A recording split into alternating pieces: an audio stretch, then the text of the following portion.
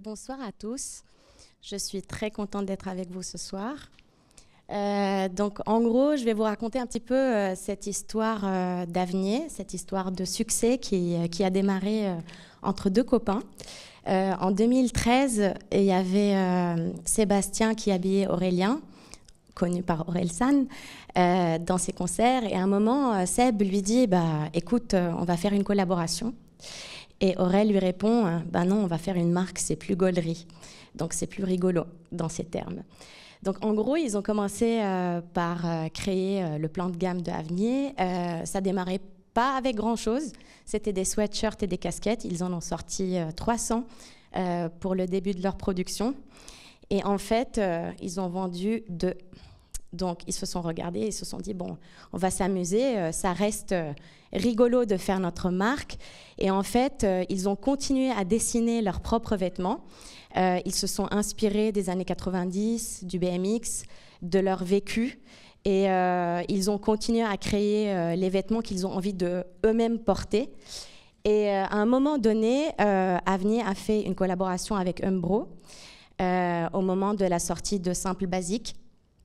Et Aurélien a porté cette life jacket, notre fameuse veste star dans notre dressing.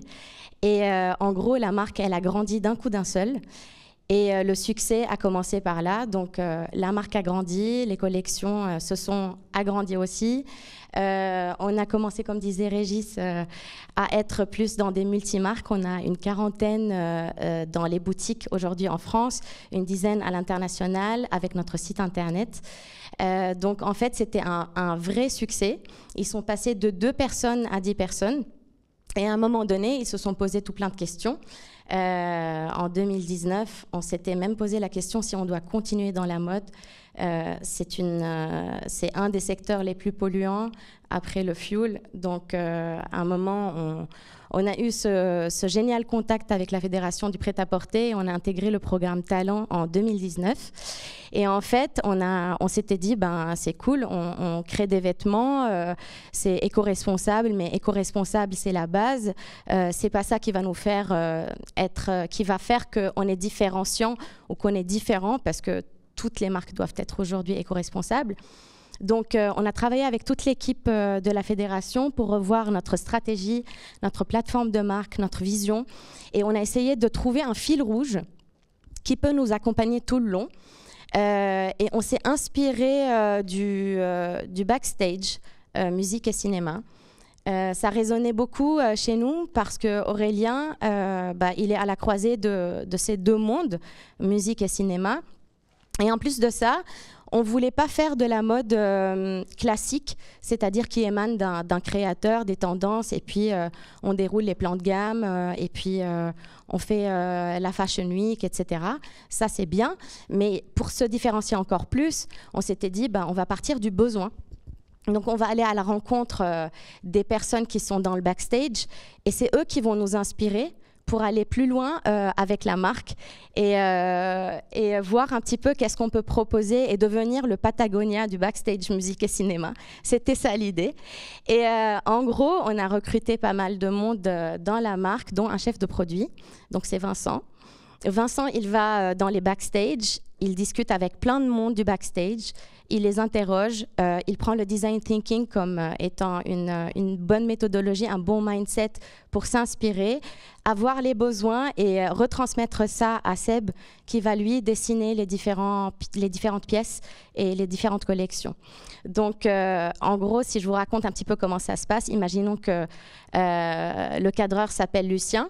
Donc, Vincent, il va aller voir Lucien, il va lui dire « Salut Lucien, tout va bien ?» Écoute, oui, tu es de Avnier, c'est cool, vous êtes backstage musique et cinéma, mais il y a plein de vêtements et tout, mais vous n'avez jamais pensé à faire un sac. Et moi, aujourd'hui, j'ai besoin d'un sac, en fait. J'ai besoin pour tous les objectifs que je peux avoir, pour mes caméras et tout. J'ai pas envie de porter en plus un portefeuille, mon téléphone. En fait, je suis pas mal chargée.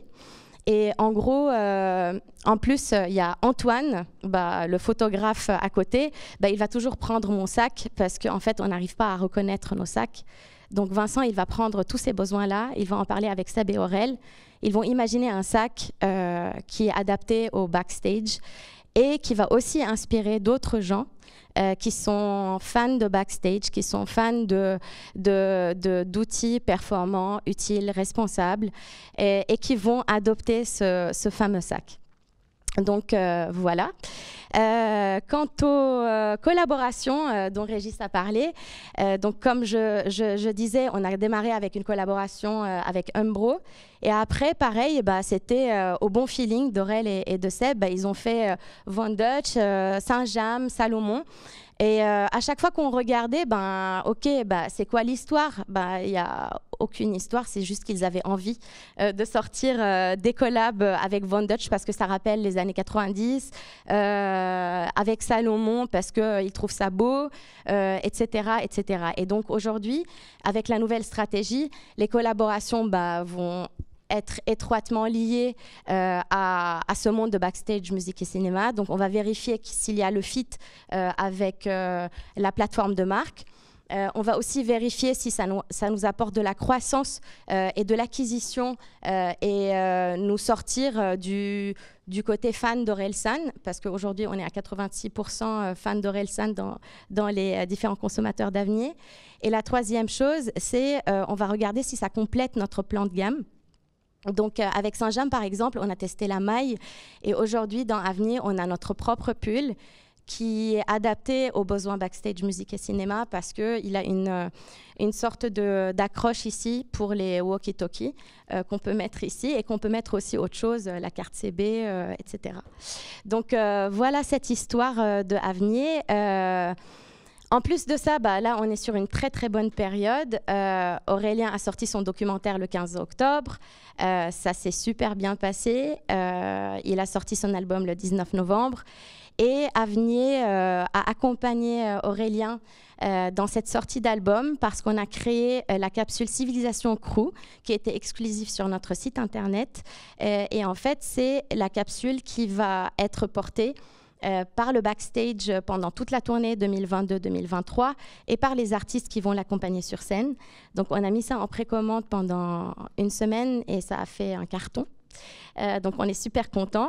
En plus de ça, avec cet album-là qui a été disque d'or avant même qu'il soit sorti, on a pas mal de visibilité, on a pas mal de notoriété qui s'installe. Donc l'idée vraiment, c'est de prendre cette bonne phase pour la marque, pour justement asseoir davantage notre positionnement backstage et puis devenir très vite Patagonia du backstage musique et cinéma. Merci.